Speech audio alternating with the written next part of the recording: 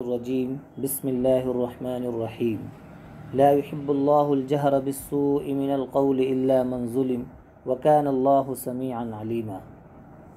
ناظرین کرام، آج چھٹے پارے کا خلاصہ پیش خدمت ہے۔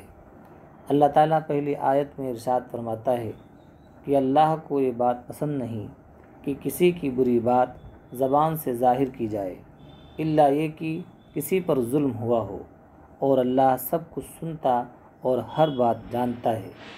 اللہ تعالیٰ یہ ہدایت دے رہے ہیں کہ کسی کی برائی بیان کرنا پسندیدہ عمل نہیں ہے۔ ہاں، ظالم کی برائی بیان کرنا درست ہے تاکہ لوگ اس کے ظلم سے بچ سکیں اور اسے ظلم کی سزا ملے اور مظلوم کو انصاف ملے۔ آیت نمبر 150 اور 151 کا مفہوم یہ ہے کہ بعض نبی کو ماننا اور بعض کا انکار کرنا کفریہ عقیدہ ہے۔ ایسے لوگوں کے لیے ذلت آمیز عذاب تیار ہے۔ آیت نمبر 154 میں بھی یہودیوں کی شرارت کا ذکر ہے۔ آیت کے شروع میں ہے کہ جب یہودیوں نے کہا کہ تورات کے احکام بہت سخت ہیں، ہم نہیں مانیں گے، تو اللہ تعالیٰ نے طور پہاڑ کو اٹھا کر ان کے سر کے اوپر کر دیا تھا کہ توریت کے احکام کو مانو ورنہ پہاڑ سے چکنا چور کر دیے جاؤ گے۔ اسی طرح ان کو یہ حکم ہوا تھا کہ بستی میں سجدہ کر کے اور جھکے ہوئے داخل ہوں، تو وہ سرین کے بل یعنی پچھواڑے کے بل گھسٹتے ہوئے داخل ہوئے، جس کی سزا میں اللہ تعالیٰ نے طاعون کی بیماری میں انہیں مبتلا کر دیا، جس سے متاثر ہو کر قریب 70,000 لوگ مر گئے۔ ان کو حکم یہ ہوا تھا کہ سنیچر کو مچھلی کا شکار نہ کریں، تو انہوں نے یہ تدبیر اختیار کی کہ دریا کے کنارے حوض بنا لیے، اور جب سنیچر کو مچھلیاں اس میں آتی تو حوض کے منہ بند کر لیتے اور پھر دوسرے دن حوض میں مچھلیاں پکڑتے۔ اللہ کے اس حکم کو توڑنے کی وجہ سے اللہ تعالیٰ نے انہیں بندر بنا دیا۔ واضح رہے کہ موجودہ بندر کی نسل ان سے نہیں ہے۔ نیز ڈراون کی تھیوری اسلامی عقیدے کے بالکل خلاف ہے۔ یہود حضرت عیسیٰ علیہ السلام کے جانی دشمن تھے۔ ان کا جرم یہ تھا کہ انہوں نے حضرت مسیح علیہ السلام کو قتل کرنے کا ارادہ کیا، لیکن اللہ تعالیٰ نے ان کی حفاظت فرمائی اور انہیں باعزت طریقے سے آسمانوں پر اٹھا لیا۔ یہود کے بعد اہل کتاب کے دوسرے گروہ یعنی نصارہ کا تذکرہ ہے، جن کا ایک انتہائی غلط عقیدہ یہ تھا کہ خدا ایک نہیں بلکہ تین ہیں، یعنی باپ، بیٹا اور روح القدس۔ نصارہ کو سمجھایا گیا ہے کہ تم اپنے دین میں غلو نہ کرو اور حضرت عیسیٰ علیہ السلام کو ان کے اصل مقام سے نہ بڑھاؤ، اور یہ مت کہو کہ خدا تین ہیں۔ سورہ نساء کے اختتام پر دوبارہ اس مضمون کا اعادہ ہے جو اس سورت کے شروع میں بیان ہوا تھا، یعنی عورتوں کے حقوق کے بارے میں۔ کلالہ وہ ہوتا ہے جس کی اولاد اور والدین نہ ہوں، تو ان کو دفن کرنے کے بعد اور قرض کی ادائیگی اور وصیت کے بعد کلالہ کی ایک بہن ہو تو اسے نصف، دو یا زیادہ ہوں تو 2/3، بھائی ہو تو ساری وراثت، بہن بھائی دونوں ہوں تو مذکر کو مؤنث سے 2 گنا ملے گا۔ سورۃ المائدہ۔ سورۃ المائدہ مدنی سورت ہے اور اس میں 120 آیات اور 16 رکوع ہیں۔ مائدہ عربی میں دسترخوان کو کہتے ہیں۔ حضرت عیسیٰ علیہ السلام نے اللہ تعالیٰ سے دعا مانگی تھی کہ یا اللہ، مائدہ یعنی دسترخوان آسمان سے نازل فرما، اس لیے اس سورت کا نام سورۃ المائدہ ہے۔ اس سورت میں حلال اور حرام چیزوں کا تفصیل کے ساتھ ذکر ہے۔ اس سورت کی سب سے پہلی آیت میں ارشاد باری ہے، اللہ تعالیٰ نے ایمان والوں کو حکم دیا کہ معاہدات کو ضرور پورا کرو۔ ان سے مراد وہ معاہدات ہیں جو اللہ تعالیٰ نے اپنے بندوں سے ایمان و طاعت کے متعلق کیے ہیں۔ اس سورت کی ایک خاص بات یہ ہے کہ اس میں وہ آیت کریمہ بھی ہے جو حجۃ الوداع کے موقع پر حضور اکرم صلی اللہ علیہ وسلم پر نازل ہوئی۔ اس آیت میں تکمیل دین کا اعلان کیا گیا ہے۔ یہ وہ آیت ہے جس کے بارے میں ایک یہودی نے حضرت عمر رضی اللہ عنہ سے کہا تھا کہ اے امیر المومنین، اگر یہ آیت ہمارے اوپر نازل ہوتی تو ہم اس دن کو یوم عید قرار دیتے۔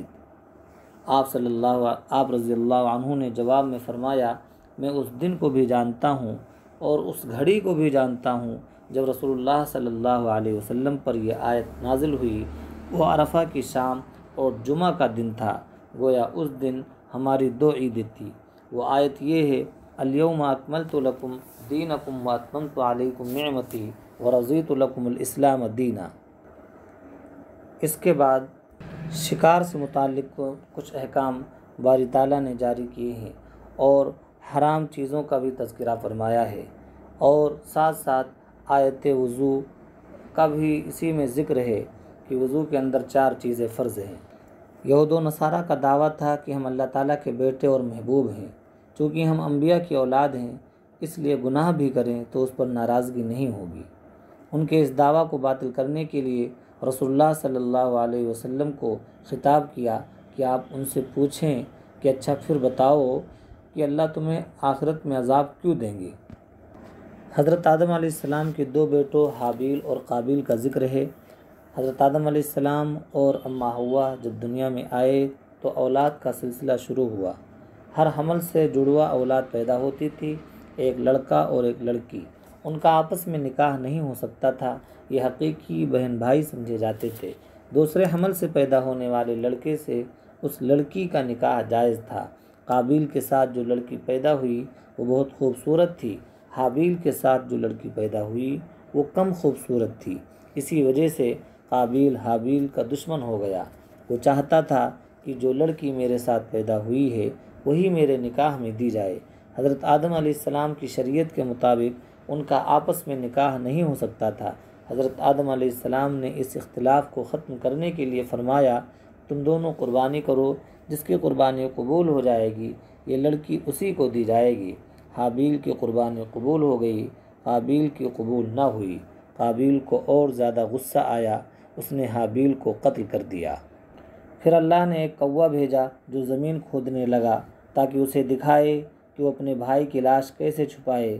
یہ دیکھ کر وہ بولا، ہائے افسوس، کیا میں اس کوے جیسا بھی نہ ہو سکا کہ اپنے بھائی کی لاش چھپا دیتا۔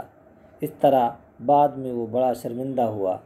چونکہ کسی کے مرنے کا یہ پہلا واقعہ تھا جو قابیل نے دیکھا، اس لیے اسے مردوں کو دفن کرنے کا طریقہ معلوم نہیں تھا۔ چوری کرنے والے مرد اور چوری کرنے والی عورت کا ہاتھ کاٹ دینے کا حکم دیا گیا ہے، کیونکہ یہ ملک کے امن و تحفظ کے لیے خطرہ بنتے ہیں، لہذا ان کو ایسی سزا دینا ضروری ہے جس سے دوسرے عبرت حاصل کریں۔